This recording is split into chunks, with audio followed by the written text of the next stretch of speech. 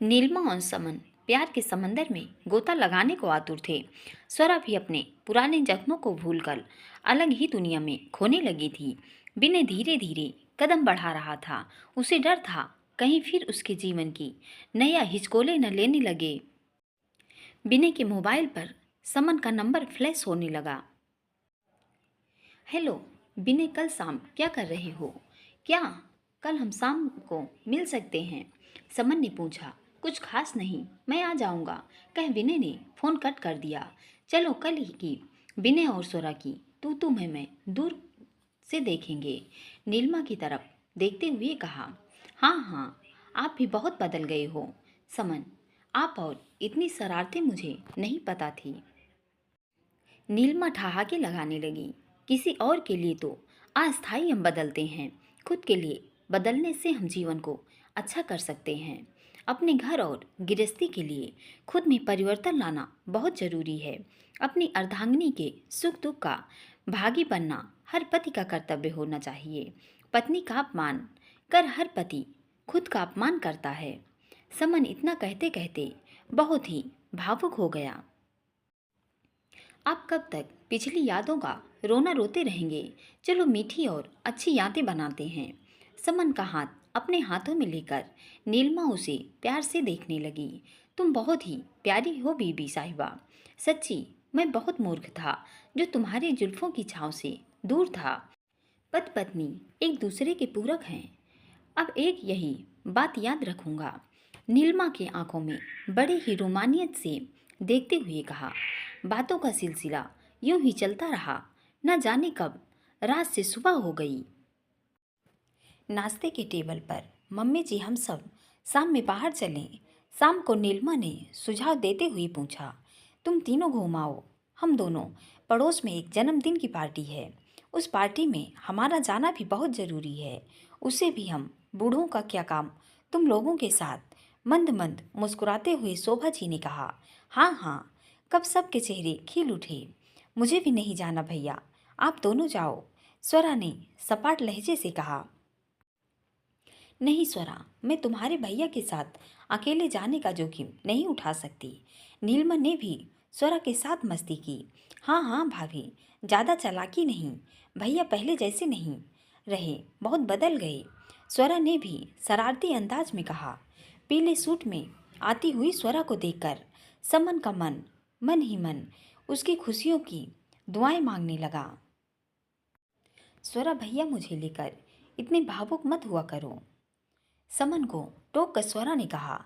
आप दोनों का अगर हो गया तो चलें। नीलिमा गाड़ी में बैठकर दोनों को आवाज़ लगाई।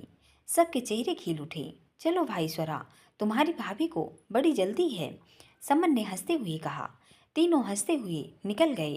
तभी नीलिमा एक चिल्ड्रन पार्क के सामने चिल्लाने लगी। रोको समन, गाड़ी यहाँ रोको। यहाँ एक पार्क में स्वरा और समन एक साथ चिल्लाकर बोले। हाँ, यहाँ मुझे यही जाना है, मुझे यहाँ जाना है। नीलिमा चहकती हुई बाहर निकल गई। समन गाड़ी को पार्क कर नीलिमा के पीछे पीछे स्वरा के साथ चल पड़ा। स्वरा की निगाह काली कमीज पहने हुए सामने खड़ा बिना हंसते हुए पड़ी। स्वरा सकपका गई। तुम नहीं, आप यहाँ कैसे? संयोग है या आप मेरा पीछा तो कहीं नहीं कर रहे, विनय ने शरारती अंदाज से कहा। मेरी जूती भी न तेरा पीछा करे तो मैं तो भैया भाभी के साथ मैं यहाँ आई। स्वरा ने पीछे पलट कर देखा। दोनों नदारद थे। स्वरा सारा माजरा समझ चुकी थी। बिना एक टक स्वरा को देखे जा रहा था। ऐसे क्यों घूर रहे हो सरफिरे इंसान? स्वरा ने बुरा सा मुंह बना लिया। हाँ हाँ, इस पीली सलवार कमीज से तुम कनेर का खूबसूरत सा फूल लग रही हो।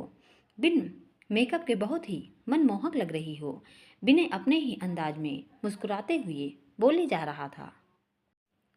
इतना सुनते ही स्वरा का चेहरा शर्म से लाल हो गया। ये शेरनी आज भीगी बिल्ली कैसे बन गई? विनय ने मजाकिया लहजे से कहा। स्वरा गुस्से से लाल पीले होकर वहां से जाने लगी। विनय ने पीछे से हाथ पकड़ उसे रोक लिया। स्वरा हड़बड़ा गई और अपना हाथ छुड़ाकर दूसरी तरफ देखने लगी। सॉरी कह विनय भी चुप सामने की बेंच पर बैठ गया। क्या बोले? स्वरा को कुछ सूझ नहीं रहा था। स्वरा भी तपाक से बोल पड़ी, हमेशा मुझे परेशान करते हो, जीवन भर ऐसा नहीं चलेगा। तुम ऐसे ही जीवन भर परेशान होना चाहती हो, मुझे कोई परेशानी नहीं। भीगी बिल्ली बिने कंधा उचकाते हुए कहा। दोनों एक साथ ठहाका लगाकर हंस पड़े। इधर समन भी एक रेस्टोरेंट में जाकर गाड़ी पार्क कर दी। नीलमा मुस्कुराते हुए रेस्टोरेंट के अंदर गई, एक केक और वाइन ऑर्डर की। ये क्यों? समन ने आश्चर्य से नीलमा की ओर देखते हुए बोला। आज ना हमारी शादी की सालगिरह है ना, मेरा और तुम्हारा जन्मदिन है। नीलमा समन का हाथ पकड़कर हौले से बोली, ये पल हमारा है, इस पल को यादगार बनाना तो बनता है। समझता ही नहीं, समन मुस्कुराते हुए बोला। प्रेम का ना कोई आकार, प्रेम का न कोई प्रकार, होती न कोई इसकी परिभाषा, सदैव बोलती नैनों की भाषा। प्रेम में होती ना कोई आशा, पर सच्चे सोने से खरा तरासा। जिससे कभी आती हाथ आशा तो कभी निराशा। समन ने गुड़गुड़ाती नीलिमा का बीच में ही टोक कर कहा, कवित्री साहिबा हमेशा गम की बातें क्यों करती हैं, कुछ खुशनुमा कविता सुनाओ। नीलिमा हंस पड़ी और इधर उधर देखकर सबसे नजरें बचाकर समन के हथेली को धीमे से चूम ली। आज का दिन सच में यादगार बन गया। हमारा समन ने भी हवा में किस उछालते हुए नीलिमा की तरफ फेंका। नीलिमा शर्मा कर हंस पड़ी। दोनों ने यूं ही हंसते खेलते आंखों में आंखें डालकर केक काटा और वाइन से अपना खास दिन को मनाया। दोनों खाना खाए और स्वरा को फोन किया। अब घर चलें, कहाँ हो तुम? दोनों समन ने हंसते हुए कहा। दोनों ठीक हो ना? कोई अस्पताल तो नहीं पहुंचा? समन ने मजाकिया लहजे से स्वरा से पूछा। भैया जरा बगल के टेबल पर नजर तो घुमाओ, स्वरा ने हंसते हुए कहा। समन ने सर झुकाया। विनय और स्वरा सामने डिनर कर रहे थे। फोन कट कर दोनों के पास पहुंच गया और चारों ने मिलकर आइसक्रीम खाया। तीनों ने विनय को बाय बोला और अपने घर निकल पड़े। अपने तीनों बच्चों को यूं हंसता मुस्कुराता देख सुधीर जी और शोभा जी मन ही मन भगवान को शुक्रिया कहते हैं। अगले हफ्ते विनय अपने माँ पिताजी को स्वरा से मिलवाने को लेकर आता है। सुधीर जी और शोभा जी उनका बड़ा ही आदर सत्कार करते हैं। सब मिलकर सगाई का दिन तय करते हैं और आने वाले रविवार को सगाई का दिन तय हो जाता है।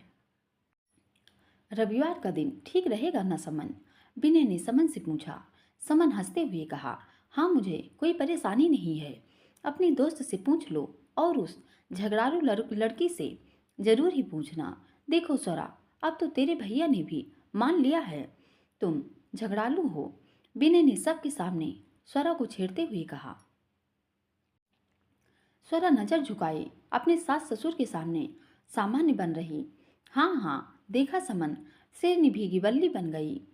समन नजर तरेर कर विनय की ओर देखा और फिर दोनों ठहाके लगाने लगे। तुम दोनों मौके का फायदा मत उठाओ। नीलिमा ने दोनों को झटक कर चुप करवा दिया। सबने मिलकर साथ में खाना खाया। सुनील जी ने विनय को सगाई के लिए खरीदारी करने के लिए स्वरा को भी साथ ले जाने को कहा।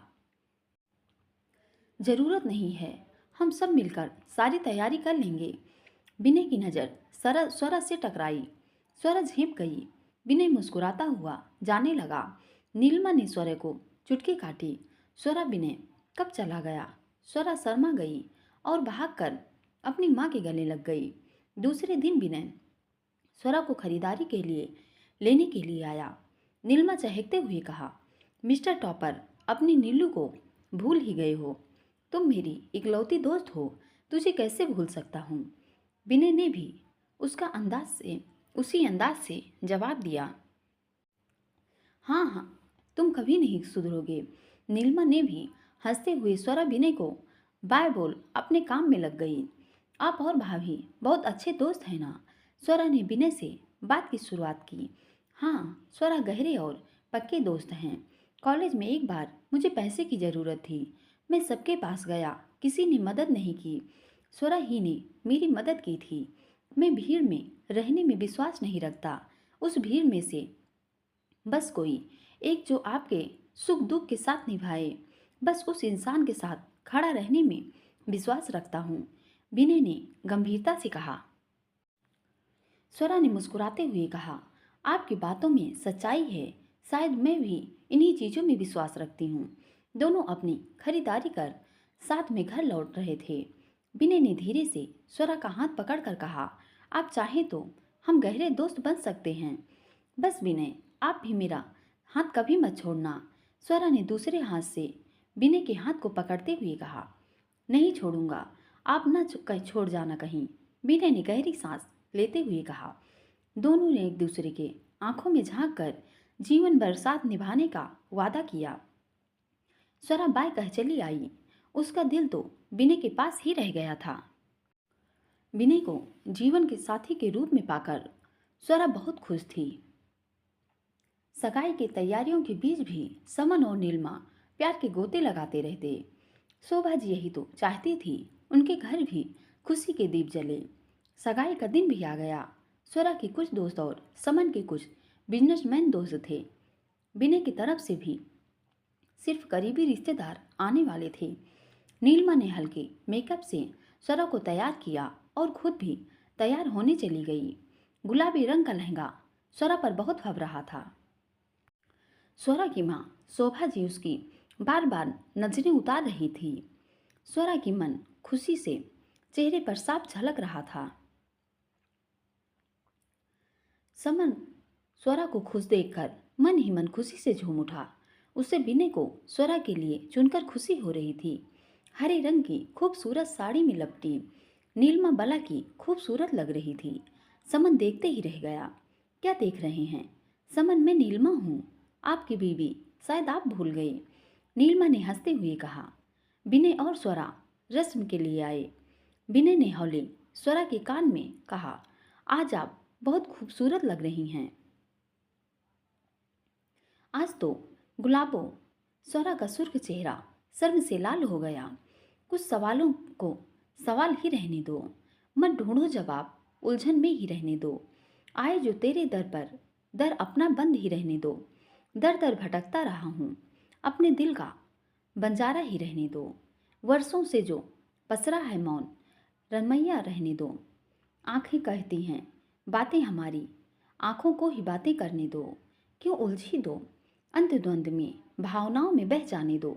दिल को गुस्ताखियाँ कर रहा है, उनको गुस्ताखियाँ ही करने दो। विनय ने गुनगुनाते हुए समा बांध दिया। विनय और स्वरा को साथ देकर सबने आशीर्वाद दिया। अब शादी अगले महीने तय कर दी गई। समन और स्वरा दोनों भाई बहन बहुत खुश थे। विनय के दिल में स्वरा की सादगी घर कर चुकी थी। विनय मन ही मन भगवान से कहता, अब मेरी जिंदगी खुशियों से भर देना प्रभु। ज़्यादा नहीं मांगता, बस अपनी हंसती खेलती जिंदगी में स्वरा का प्यार मांगता हूँ। नीलमा इधर समन का इतना प्यार और लगाव देखकर अपनी जिंदगी में खुश थी। साथ ही उसे कोई शिकायत नहीं थी। इतना प्यारा ससुराल और इतना प्यारा पति देखकर खुश थी। अब शायद शादी की तैयारी जोर शोर से चलने लगी। सब चाह रहे थे स्वरा और विनय की शादी धूमधाम से होनी चाहिए। पूरा परिवार यही सोच रहा था। अचानक विनय पूरे परिवार के साथ स्वरा के घर पर आ गया। सबके उतरे चेहरे देखकर समन और नीलिमा घबरा गए। ये शादी कुछ दिनों के लिए टालनी पड़ेगी, विनय ने हिचकिचाते हुए कहा। स्वरा की आंख के आगे अंधेरा छा गया और जमीन पर गिर पड़ी। नीलिमा दौड़कर उसे संभालने लगी। उसकी आंखों पर पानी का छींटा मारा। स्वरा होश में आ गई। विनय, आप मेरा दिल नहीं तोड़ सकते, कह फूट फूट कर रोने लगी। कुछ नहीं होगा स्वरा, पहले विनय की बातें तो सुनो। नीलिमा ने स्वरा को समझाया। समन ने विनय का गिरेबान पकड़कर पूछा, क्यों टालनी है शादी, ये बता पहले। समन की आंखें आग उगल रही थी। सुधीर जी और शोभा जी ने बीच बचाव की। क्या कर रहा है समन, विनय इस घर का होने वाला दामाद है। सुधीर जी ने समन को फटकार लगाई। पापा, इसने हमारी स्वरा का दिल तोड़ दिया। मैं अपनी बहन को दुख के अंधेरे में जाते हुए नहीं देख सकता। समन ने रुआसा होकर कहा, स्वरा को अपनी जान से ज़्यादा चाहता हूँ। क्या सिर्फ आप स्वरा से प्यार करते हो समन भाई। विनय लगभग चीख पड़ा। बात क्या है, खुलकर कहो। हम परिवार वाले हैं, अपनों से क्या छुपाना। समन ने चिंतित होकर पूछा। मेरा काला अतीत समन, जो मेरे खुशियों को निगलने को तैयार रहता है। विनय बेबस होकर बोला।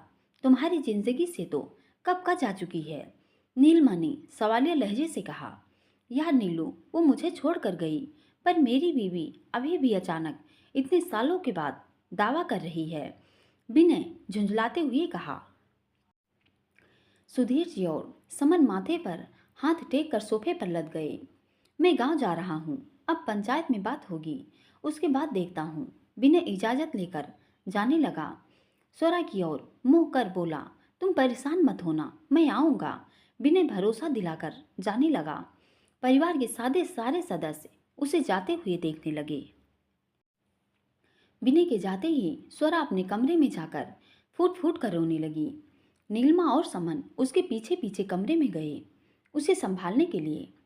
किस्मत ने भी क्या दिन दिखाया, हाथ में हाथ देकर एक दूजे का साथ छुड़ाया। गम की बदली ने आकर जीवन घंघोर अंधेरा फैलाया। ना तू बेवफा है और ना खुद गर्ज, फिर किसने हमें जुदा किया। स्वरा की हालत देख नीलिमा बिलख पड़ी। तुम तो अपना ख्याल रखो, तुम हिम्मत हार जाओगी तो स्वरा की ताकत कौन बनेगा। समन ने स्वरा की आंखों में बहते हुए आंसुओं को छलकने से रोक दिया। विनय गांव पहुंचकर सबसे पहले पंचायत के पास गया।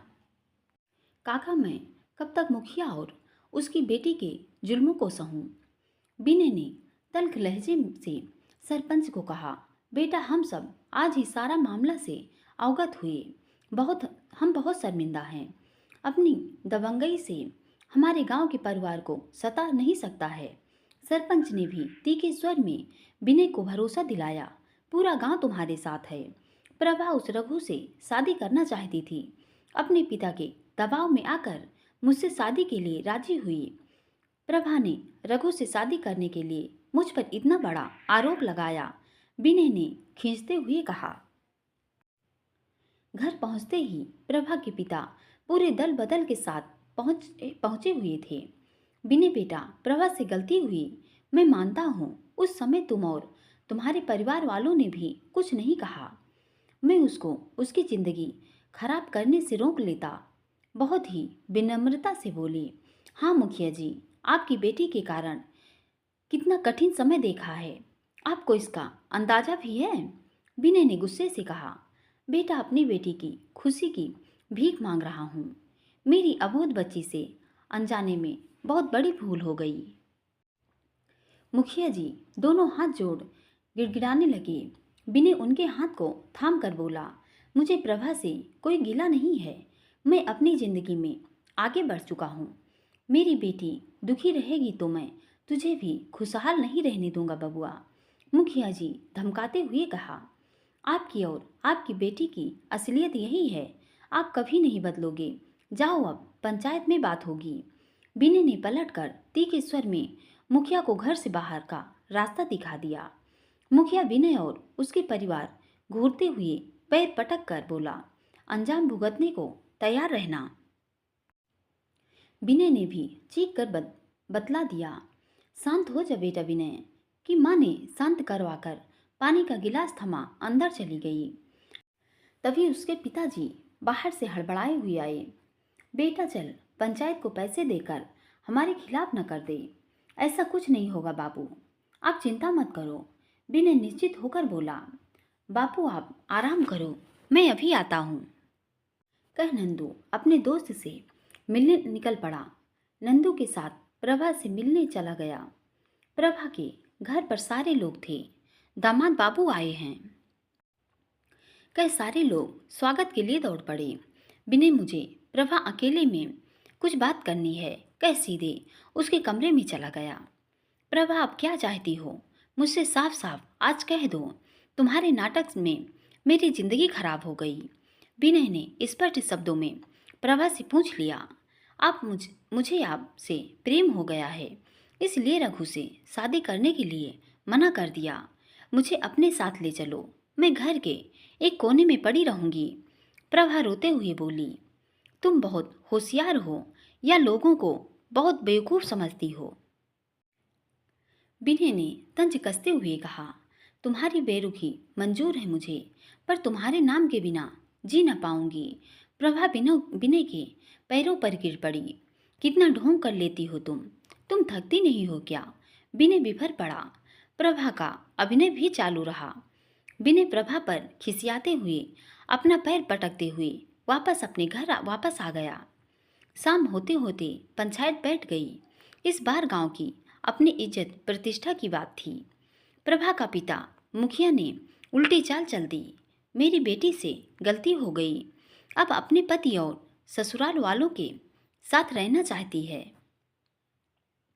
पूरा पंचायत एक मौका देने की बात करने लगा। मैंने और मेरे परिवार ने जो भुगता है वो भी बिना किसी गलती की आप में से कोई कल्पना भी नहीं कर सकता है। विनय ने बिगड़ते हुए कहा, मेरी बेटी नादान थी, गलती कर बैठी। आप सब पंच परमेश्वर की भी बेटी जैसी ही है प्रभा। मुखिया ने दूसरी दांव चली। विनय ने भी तलखीन से कहा, हाँ मेरी बहन भी गांव की बेटी है। पढ़ी लिखी समझदार होने के बावजूद अगल बगल के गांव वालों ने भी रिश्ता करने से इनकार कर दिया। चारों तरफ कानाफूसी शुरू हो गई। विनय की बातों में दम है। हमारे गांव का परिवार मुखिया की प्रताड़ना का शिकार हुआ है। मुखिया सबकी बातें सुनकर दंग रह गया। उसका कोई पैतरा काम नहीं कर रहा था। मुझसे घोर अपराध हो गया। मैं एक और पत्नी बनने में नाकाम रही। मेरा बचपना समझ मुझे माफ़ कर दें। भरे पंचायत में हाथ जोड़कर प्रभा सती सावित्री नारी बनने का नाटक कर रही थी। रघु से प्रभा का चक्कर चल रहा था। उससे ब्याह रचाने के लिए इस चालबाजी लड़की ने मेरे साथ विवाह का ढोंग किया था। विनय ने भरी पंचायत में प्रभा की पोल खोल दी। प्रभा और मुखिया सकपका गया। वह विनय की तरफ से होने वाले इस हमले के लिए तैयार नहीं था। तुम ये कैसी बातें कर रहे हो? मुझे बदनाम करने के लिए ये कुछ भी बोलोगे? प्रभा चीख पड़ी। नंदू ने तुरंत रघु को पकड़कर सबके सामने पेश किया। तेरा इस मामले में कोई लेना देना नहीं है, तू दूर रह इस मामले से रघु। मुखिया भरी पंचायत में धमकी देने लगा। मुखिया तुम भी जानते हो पंचायत के सामने धमकी देने की सजा क्या होती है। बोलने दे रघु को पंचायत के सामने। सरपंच ने डपटते हुए कहा, ये प्रभा मेरे पीछे पड़ी थी। विनय के साथ शादी का नाटक इसका था। इन लोगों को जलील कर खुद बेचारी बनना ताकि कोई भी बड़े घर के रिश्ते इसके लिए दोबारा ना आ सके। ये बेचारी बनकर रह जाए, फिर इसके पिता थक हार कर इसकी शादी मुझसे करवा दें। रघु ने सारी सच्चाई उगल दी। जब सब कुछ प्रभा मुताबिक हो गया था, फिर तुम दोनों ने शादी क्यों नहीं की? सरपंच ने रघु को डपटते हुए पूछा। शादी मुझे इस पागल लड़की से करनी ही नहीं थी। इस पर अपनी सुंदरता का घमंड चढ़कर बोलता है। मैं अपने माँ बाप की इकलौती संतान हूँ। ये मेरे माँ बाप से अलग रहने की बात कर रही थी। मैं इस मगरूर लड़की के कारण अपने माँ बाप का साथ नहीं छोड़ सकता। रघु ने साफ साफ सारी बातें पंचायत के सामने रख दी। पंचायत ने फैसला सुना दिया। विनय और उसके परिवार को जो मानसिक प्रताड़ना झेलनी पड़ी, पंचायत को बहुत अफसोस है और प्रभा को अपनाने का फैसला भी विनय पर छोड़ती है। मुखिया अगर पंचायत के फैसले के खिलाफ जाकर कोर्ट कचहरी जाने का फैसला करता है, गांव वाले अपनी इज्जत के लिए लड़ना भी खूब जानते हैं। सरपंच ने दो टूक अपना फैसला सुना दिया। अगर मैं खुश नहीं रह सकती ना, तो तुम्हें भी खुश नहीं रहने दूंगी। प्रभा ने विनय को धमकाते हुए कहा, तुमसे जो बन पड़े वो कर कर देख लेना। विनय भी तंज कसकर प्रभा पर हंसने लगा। प्रभा जल भूनकर पैर पटकते हुए बदले की आग में जलते हुए चली गई। विनय ने तुरंत स्वरा का फोन घुमाया। स्वरा फोन रिसीव करते ही जोर जोर से रोने लगी। अरे बाप रे, हमें पता ही नहीं था। हमारी होने वाली बीवी हमारे बिना रह नहीं सकती। विनय ने मजाकिया लहजे से कहा, स्वरा हमारी शादी तय तारीख में ही होगी या नहीं होगी ये तो मैं नहीं कह सकता। शादी आपसे ही होगी, ये तो तय है। एक बात जो आज तक नहीं कह पाया, कह देता हूँ। मैं आपके बिना जी नहीं सकता। मैं आपसे और सिर्फ आपसे बहुत प्यार करता हूँ। विनय भावुक होकर कहने लगा, मैं भी इस जीवन में आपका साथ चाहती हूँ। स्वरा ने इसका बोल झट से जब फोन कट कर दिया। इधर मुखिया की हिम्मत तो कोर्ट में जाने की थी नहीं, न पर विनय की जिंदगी को अंधकार में ढकेलने का फैसला कर वह आगे योजना बनाने लगा। विनय की सारी गतिविधियों पर ध्यान रखने लगा और स्वरा को रास्ते से हटाने की योजना बनाने लग गया। इधर समन और नीलिमा स्वरा की जिंदगी संवरने का जश्न मनाने लगे। अब फिर से सबने शादी की तैयारी जोरों से शुरू कर दी। दोस्तों, अगर आपको कहानी पसंद आ रही है तो प्लीज़ चैनल को सब्सक्राइब करें और कमेंट में हमें बताना न भूलें। और आगे देखिए स्वरा और विनय की शादी किस माहौल में होती है। धन्यवाद।